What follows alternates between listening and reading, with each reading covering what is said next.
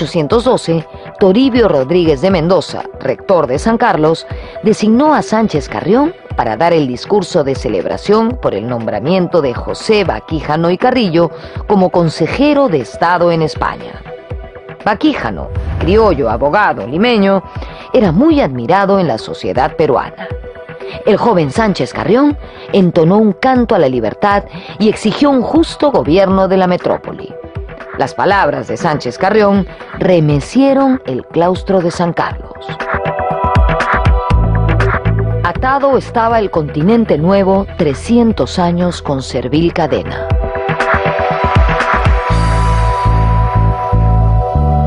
Otro discurso brillante y explosivo fue el que Sánchez Carrión pronunció frente al virrey Fernando de Abascal en 1813. Para Raúl Porras Barrenechea, no parecía que el orador fuese un colegial de la colonia, ni que se dirigiera al más autoritario de los virreyes, sino que hablara un defensor de los derechos del hombre en una república libre.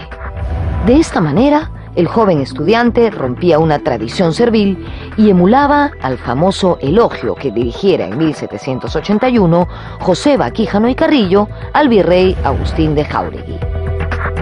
Contrariado a Abascal, prohibió que Sánchez Carrión volviese a hablar públicamente en representación del convictorio. José Faustino Sánchez Carrión se convirtió en maestro de San Carlos en cátedras como leyes y cánones. Va a ser profesor del convictorio de San Carlos, o sea que ahí también va a irradiar sus ideas liberales, ¿no?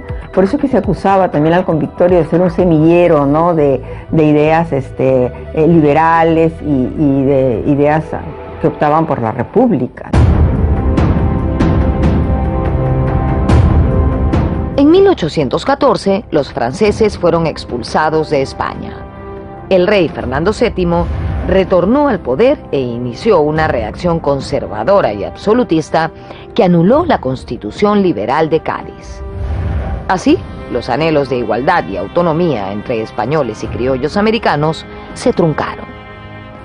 En 1816, el virrey don Joaquín de la Pezuela decidió cortar los brotes liberales de San Carlos y ordenó la inspección del convictorio, clausurándolo por 4 meses en mayo de 1817. El veterano rector Toribio Rodríguez de Mendoza se vio obligado a renunciar, pero Sánchez Carrión no se amilanó. En agosto de 1818 se recibió de abogado y empezó a ejercer su profesión en Lima. Su amigo José Joaquín Larriba lo recuerda como el abogado de las causas más célebres y el generoso protector del huérfano y la viuda que estaban injustamente perseguidos en juicio. En 1819, Sánchez Carrión se casó con María Josefa Dueñas y tuvo su primera hija.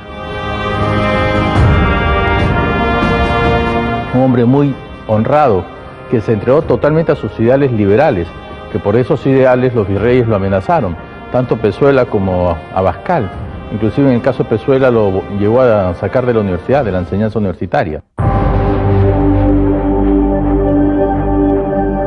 La abierta postura liberal de Sánchez Carrión provocaba el recelo de las autoridades virreinales.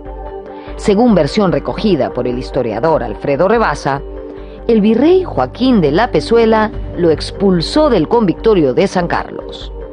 Lo cierto es que existen documentos que prueban que hasta 1819 Sánchez Carrión enseñó allí. Sánchez Carrión es un hombre que insurge en una situación colonial y obviamente pues es perseguido, es exiliado.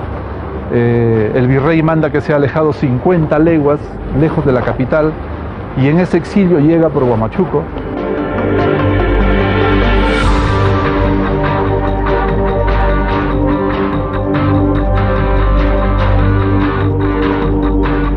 Por sus actividades patrióticas, José Faustino Sánchez Carrión sufrió una especie de destierro de Lima, ordenado por el virrey Joaquín de la Pezuela.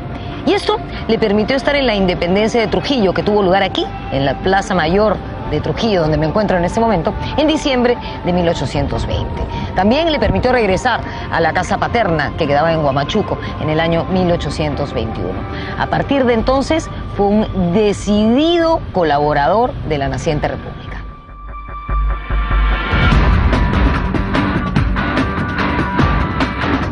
Cuando llega San Martín a Lima, él está en Huamachuco porque su padre estaba enfermo, y cuando él regresa ya se ha declarado la independencia. Sánchez Carrión acompañó a su padre hasta su muerte en Huamachuco, en diciembre de 1821. Meses antes, se había proclamado en Lima la independencia del Perú. Era una etapa nueva y esperanzadora. Sin embargo, el ilustre norteño no tardaría en distanciarse del libertador San Martín.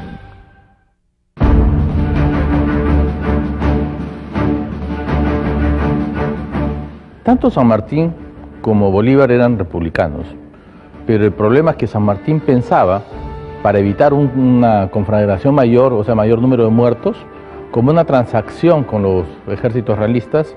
Entonces él pensaba que en medida de transacción estableció una monarquía constitucional.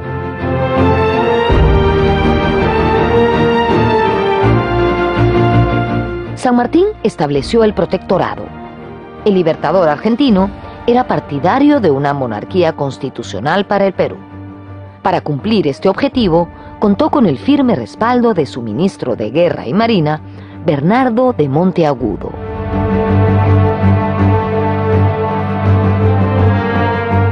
San Martín funda la Sociedad Patriótica con la idea de discutir la política, y es interesante porque pide a la Sociedad Patriótica que discuta cuál es la mejor forma de gobierno, y después le encomienda otros trabajos, y uno de ellos es por qué el Perú no se encaminó a la misma velocidad que otros países en favor de la independencia.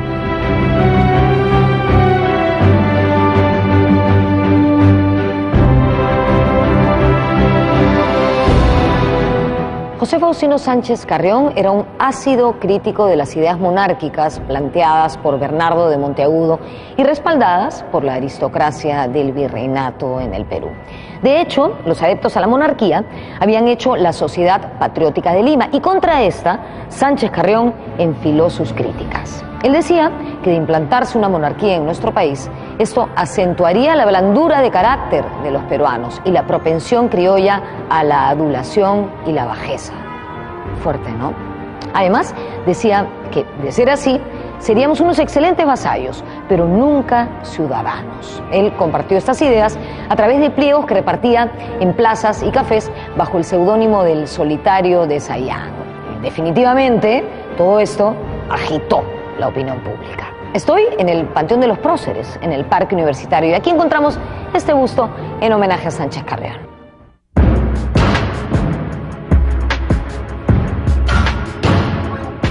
La primera carta sale en marzo de 1822 y justamente se titula sobre la inadaptabilidad del gobierno monárquico al Perú, porque estamos hablando que en ese tiempo pues las ideas monarquistas querían arraigarse mucho en el país. Estaba San Martín, estaba Bernardo Monteagudo, habían creado la Orden del Sol, se había mandado a una misión a Europa para traer un príncipe para que gobierne en el Perú, para que reine en el Perú.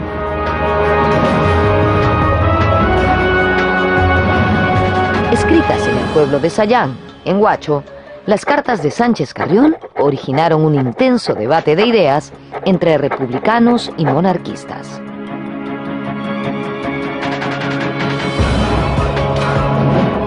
Se opone el planteamiento de Monteagudo.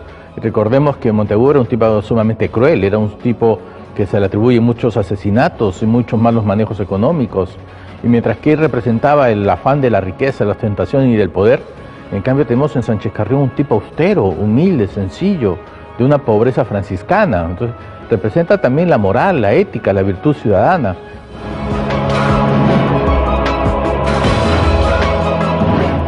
Sánchez Carrión niega la posibilidad de una monarquía constitucional, no solamente porque le parezca mala, sino porque teme, ya que en el Perú hay una cultura servil. Esa cultura servil, conjugada con una monarquía constitucional, lo que iba a pasar rápidamente es que la gente iba a terminar favoreciendo una monarquía absolutista. Sánchez Carrión y Monteagudo se enfrascaron en una ardorosa e interesante polémica.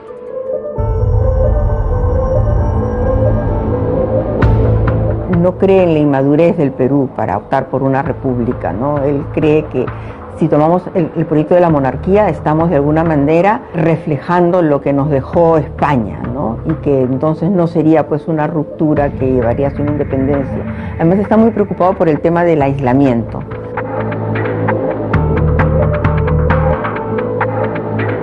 En aquel intenso debate, Sánchez Carrión y Bernardo de Monteagudo analizaron la compleja sociedad peruana.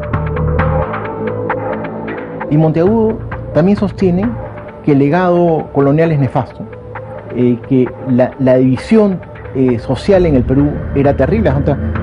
Digamos que Monteagudo tiene una visión sociológica del país en la cual las diferencias son enormes, ¿ya? Y entonces Monteagudo hace una afirmación bastante interesante también, que es que la sociedad peruana está muy dividida, muy fragmentada.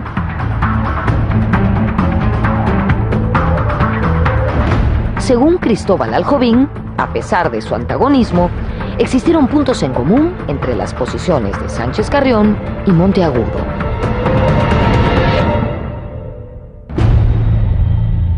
Lo que plantea Monteagudo es que la sociedad peruana requiere de un gobierno fuerte, pero también de libertad. Y eso se lo da la monarquía constitucional. Y entonces la idea de Monteagudo es que este ejecutivo fuerte puede de algún modo crear, digamos, las condiciones para ir reduciendo las diferencias sociales y el Perú puede encontrar puntos en común.